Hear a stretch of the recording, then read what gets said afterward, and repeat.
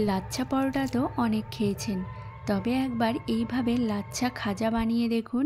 খেতে যে কি ভালো লাগে, একবার যদি না বানিয়ে খান তাহলে কিন্তু বুঝতেই পারবেন না, এতটা টেস্টি হয়। আর বানানোও কিন্তু খুবই সোজা, মাত্র কয়েকটি উপকরণ দিয়েই বানিয়ে নিতে পারবেন। তো চলুন রেসিপিটি দেখে নিই। নমস্কার বন্ধুরা, ওয়েলকাম টু প্রিয়া রান্নাঘর। নতুন একটা রেসিপি দেখার জন্য সবাইকে স্বাগত জানাই। আজকে তোমাদের সাথে শেয়ার করব লাচ্ছা খাজা। তো চলুন দেখে নিই। তো প্রথমেই এখানে আমি এক বাটি ময়দা খুব ভালো করে চেলে নিয়েছি। এবার এর মধ্যে দিয়ে দিচ্ছি সামান্য লবণ আর দিয়ে দিচ্ছি হাফ চামচ ঘি। এবার এই ঘিটা দিয়ে ময়দাটাকে খুব ভালো করে ময়াম দিয়ে নিতে হবে। তো দেখুন এখানে ময়দাটা কিন্তু খুব ভালো মতো ময়াম দেওয়া হয়ে গেছে। এবার এই ময়দাটাকে অল্প অল্প জল দিয়ে আমি মেখে নেব। মেখে একটা সুন্দর ডো তৈরি করে নেব। আর এই ডোটা খুব বেশি শক্তও করব না, আবার খুব বেশি নরমও করব না। তো দেখুন এখানে কিন্তু ময়দাটা মাখা হয়ে গেছে। এবার আমি এখানে চিনির শিরাটা বানিয়ে নেব। তার জন্য নিয়েছি হাফ বাটি চিনি আর নিয়েছি হাফ বাটি জল। এবার নেড়ে চেড়ে চিনিটাকে গলিয়ে নেব। তো দেখুন এখানে কিন্তু চিনিটা খুব সুন্দর গলে গেছে আর চিনি শিরাটাও ফুটে গেছে।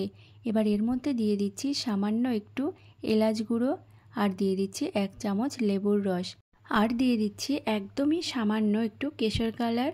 আপনারা চাইলে কিন্তু এটা স্কিপ করতে পারেন। তো দেখুন এখানে কিন্তু চিনি শিরাটা হয়ে গেছে। এবার আমি চিনি শিরাটা নামিয়ে নিচ্ছি। আর এই দিকে নিয়ে নিয়েছি এক চামচ ময়দা আর দিয়ে দিচ্ছি এক চামচ সাদা তেল। এবার এই ময়দা আর সাদা তেলের সুন্দর একটা মিশ্রণ তৈরি করে নিচ্ছি। তো দেখুন মিশ্রণটা কিন্তু এরকম পাতলাই রাখতে হবে। এবার আমি খাজাগুলো তৈরি করে নেব। তার জন্য এই ময়দার ডো থেকে কিছুটা আমি লেচি নিয়ে নিয়েছি। নিয়ে এবার সুন্দর একটা রুটি বেলে নেব।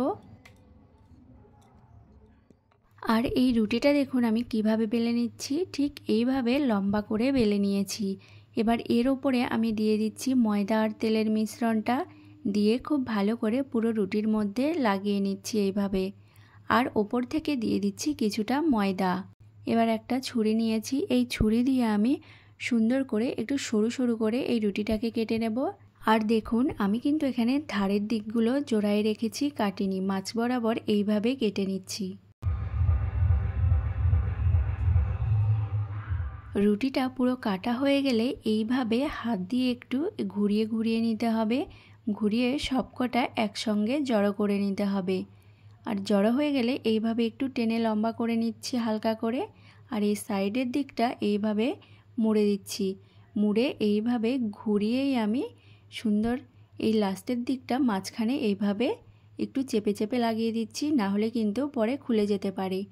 এবার আমি হালকা করে একটু এই রুটিটাকে বেলে নিচ্ছি। তো দেখুন এখানে কিন্তু একটা লাচ্ছা খাজা একদম রেডি হয়ে গেছে। আরেকটা খাজা বানানো দেখিয়ে দিচ্ছি। প্রথমেই আমি রুটিটা সুন্দর লম্বা করে বেলে নিয়েছি, তারপর একটি ছুরি দিয়ে সরু সরু করে কেটে নিয়েছি। এবার দু হাত দিয়ে এইভাবে মুড়ে সবগুলো একসঙ্গে করে নিয়েছি। একসঙ্গে করে হালকাভাবে একটু টেনে লম্বা করে নিচ্ছি। এইবার আমি একদিকটা এইভাবে মুড়ে নিয়েছি, তারপর এইভাবে ঘুরিয়ে দিলেই কিন্তু রেডি হয়ে যাবে লাচ্ছা খাজা। আর হালকা করে একটু বেলে নিতে হবে, খুব বেশি কিন্তু চেপে চেপে বেলতে হবে না। তো এখানে আমি সবগুলো লাচ্ছা খাজা রেডি করে নিয়েছি। আর এইদিকে আমি তেলটা হালকা একটু গরম হতে দিয়ে দিয়েছি। তেলটা কিন্তু একদম লো মিডিয়ামে হালকা গরম করতে হবে। এইবার খাজাগুলো একটা একটা করে তেলের মধ্যে দিয়ে দিচ্ছি। এই খাজাগুলো লো টু মিডিয়াম আঁচেই ভাজতে হবে, তাহলে খাজাগুলো খেতে খুবই খাস্তা হবে। তো দেখুন কিছুক্ষণ পর খাজাগুলো তেলের ওপর কত সুন্দরভাবে ভেসে উঠেছে। এবার আমি খাজাগুলোকে একটু হালকা হাতে উল্টে দিচ্ছি। তো দেখুন এখানে কিন্তু আমি খাজাটা উল্টে পাল্টে হালকা লাল লাল করে ভেজে নিয়েছি। এবার এই খাজাগুলোকে আমি তেলটা ভালো করে ঝরিয়ে তুলে নিচ্ছি।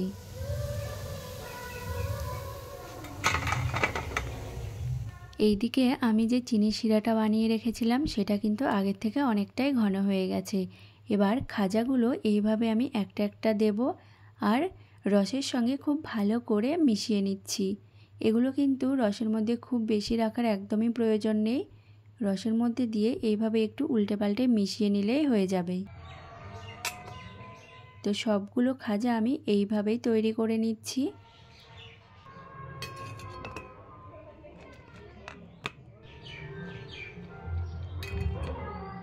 তো দেখুন এখানে কিন্তু সবগুলো খাজা খুব সুন্দরভাবে রেডি করে নিয়েছি।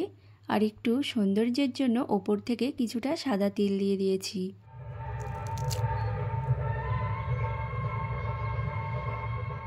আর দেখুন খাজাগুলো কিন্তু কতটা মুচমুচে হয়েছে আর রসালো হয়েছে, দেখতে কতটা লোভনীয় লাগছে। দেখতে যতটা সুন্দর, খেতে কিন্তু দ্বিগুণ স্বাদ। একবার হলেও বাড়িতে এইভাবে লাচ্ছা খাজা বানিয়ে দেখবেন, সবাই কিন্তু খুবই পছন্দ করবে। তো এই ভিডিওটি যদি ভালো লেগে থাকে চ্যানেলটি প্লিজ সাবস্ক্রাইব করে দেবেন আর লাইক কমেন্ট শেয়ার করে দেবেন।